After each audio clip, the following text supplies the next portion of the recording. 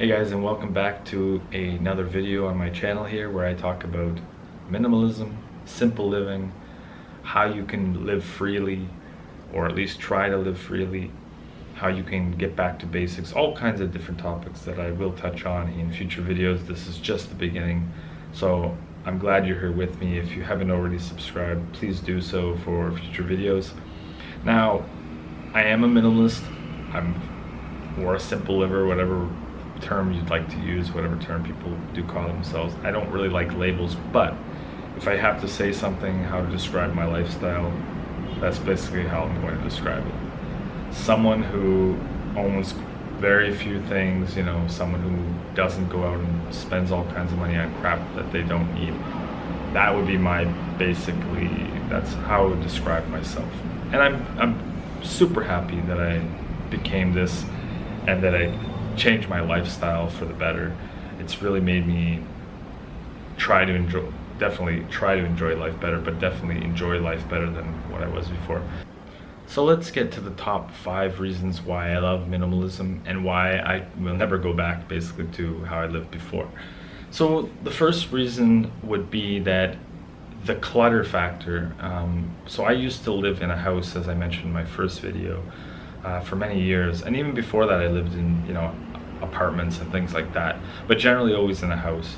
And as I went through the years, getting birthday gifts, buying stuff, as a teenager you buy stuff that you probably think that you need back in the day, things that you think you're going to need, and then ends up being useless and sits in your closet or whatever. So I was the type of person that bought quite a few things, especially as I started having my own job and making my own money and things like that, because as a teenager or preteen, didn't really have, at least I didn't really have a lot of money to be spending on extra crap. So, but I was spoiled as a child, so I had a lot of toys and things like that. Over the years, I did sell a lot of it, or I gave it away, donated it, whatever could be used. So that definitely is a great factor. So the clutter, getting back to the clutter, as you get rid of more and more stuff, you feel a sense of relief. I don't know how to explain it, but it's kind of an elating feeling of where, okay, I don't have to arrange that, I don't have to do this or that.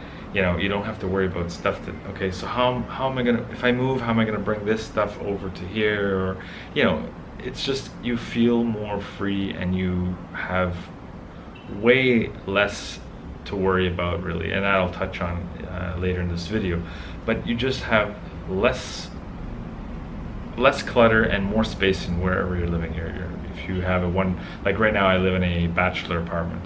I don't have a lot of stuff. As I moved countries, I brought most of the stuff that I owned, which really wasn't that much. But before I moved, I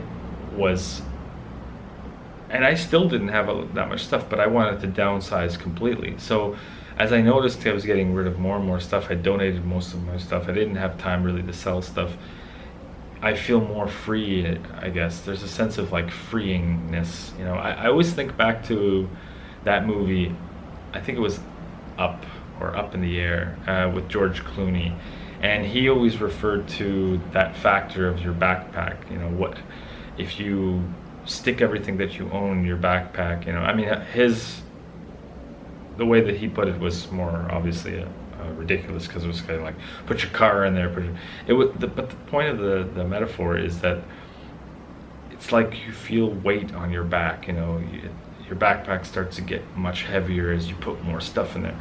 So my personal belief is, or feeling is, that the more stuff that I own, the more crap that I don't need. And not to say that get rid of everything, but obviously I have things that I need, my cameras and basic clothing and things like that. But stuff that you really don't need, I'll give examples. I had old rollerblades that I outgrown, didn't need. Why am I still holding on to them? So why am I still holding on to them? I donated them away. Or I donated clothes that I had stopped using after being a teen. I don't know why some of it was still in there. I guess maybe sentimental value, that happens. So there's certain things it's easier to get rid of than others. That I'll mention. You know, certain things that you have sentimental value, it's going to be more difficult to get rid of. Like I still have my stuffed bear from when I was a kid. I probably won't get rid of that. It's got a lot of sentimental value. If I choose to have kids, or if I don't, it will still be preserved and maybe go on into the family or something. Who knows? Photo album, you know, you could digitalize that, but it's really quite a bit of work, and I'd rather have the physical stuff. And it's kind of things that you can never get back. So there's the spatial factor of having less clutter. That's my number one reason I started feeling like, wow, okay, I can organize my furniture or whatever I want and have nothing in the way, you know. So that would be reason number one. Let's move on to number two. Number two for me is more free time.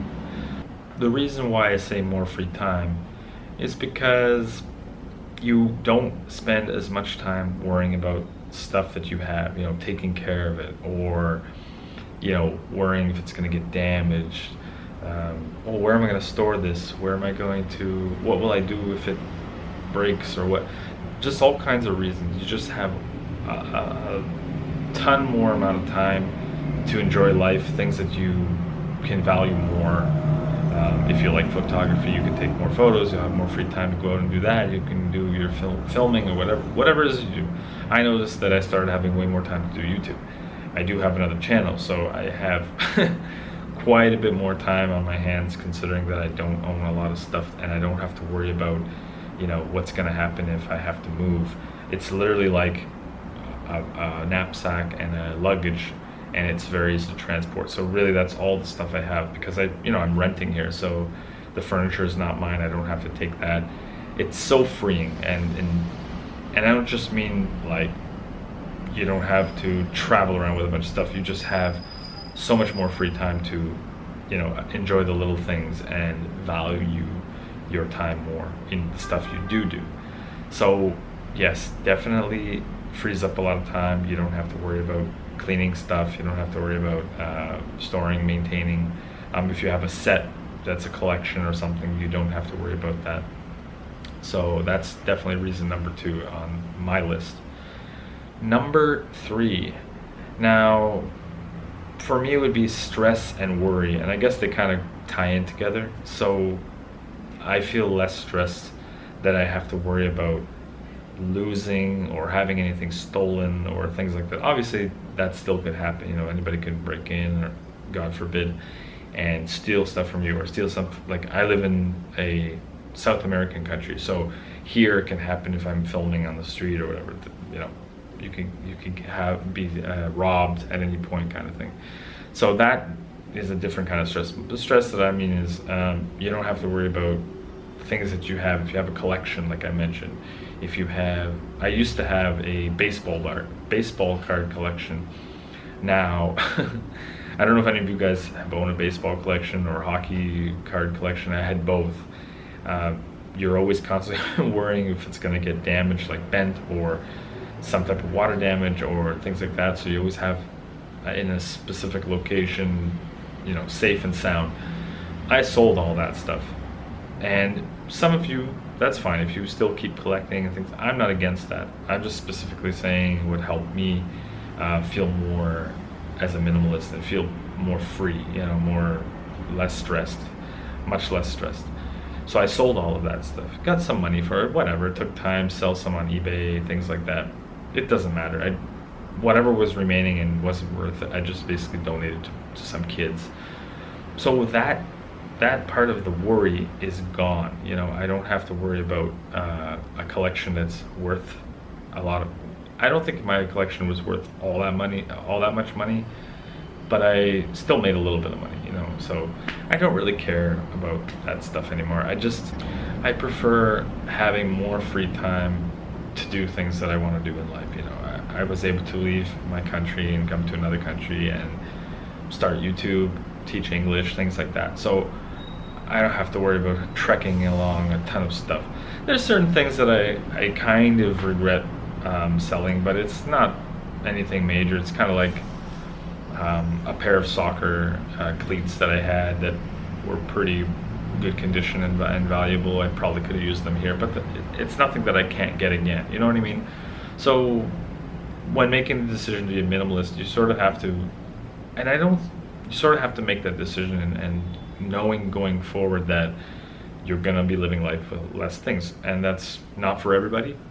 I don't know, I had this kind of wake up moment where I don't need all this stuff. I don't know how to really explain, but the word that I can say was that it was very freeing. You know, like I said, I always go back to the George Clooney metaphor of the backpack. If you got all this stuff, it's really hard to carry. You know, that's all I can really say about that. So that would be number 3, less stress and worry.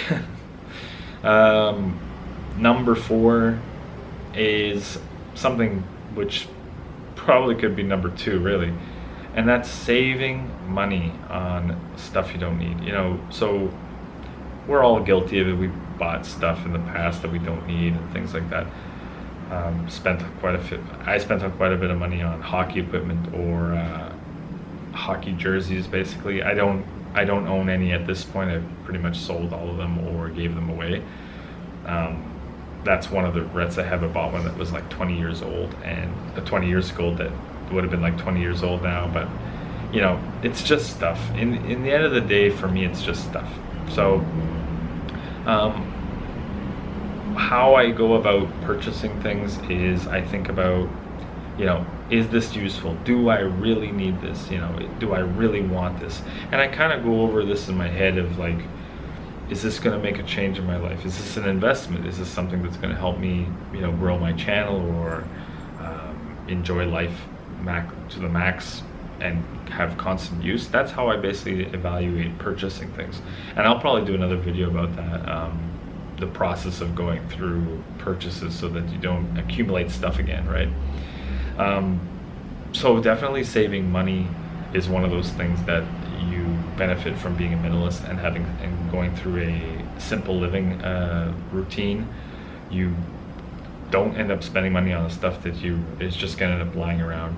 You don't end up spending money that you don't have as well, right? And that's a whole other video as well about, you know, getting into debt and things like that.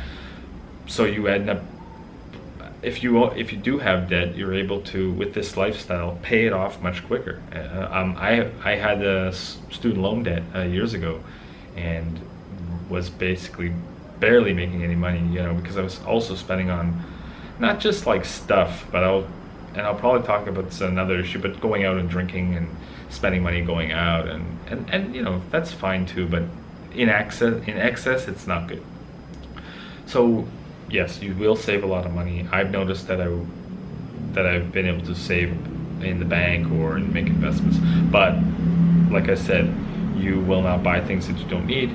You will not waste money on items that you just simply don't need. You know, there's nothing more I can really say about it, but you notice that, oh yeah, so like I was saying, my student loan, I was able to pay it off much quicker, resulting in the fact that I didn't have to pay as much interest. Though obviously you don't have to be a mathematician to know this, but the sooner you pay it off, the less interest that you'll pay. So that was a huge comforting factor. I mean, I remember the last time when I made the last payment, and I was thinking, so if I had kept buying all this stuff that I didn't need, I probably wouldn't have been able to pay this off sooner, thus having more debt by the interest being prolonged, you know. So that is definitely a benefit. So another reason why I like being minimalist, and I touched on it a bit earlier in this video, is the free time. So you will have a lot more free time rather than worrying about the stuff, you know, taking care of stuff and things like that. You'll have more time to go wherever you want to go, move to a new place, be a digital nomad if you want, being anything that you want to be, because the less stuff you have, the less complicated, in my opinion, life becomes, because it'll be so much easier for you to pick up and go. And that's where I lead to the next thing, is being able to move without having to, first of all, pay for a moving truck, asking people to help you move and things like that. This is how it would make me, this is what makes me happy, is the fact that I'm not stuck in the same place. And that's going to be for another video as well. So being a minimalist allows you a heck of a lot more options about moving and saving money and feeling less clutter, saving money to accumulate wealth, buying things that you actually do need in life, you know, things that will help you out, like equipment or things like that, like cameras or whatever. So there's many positives about going down this road of being a minimalist, or living simply, as I like to put it.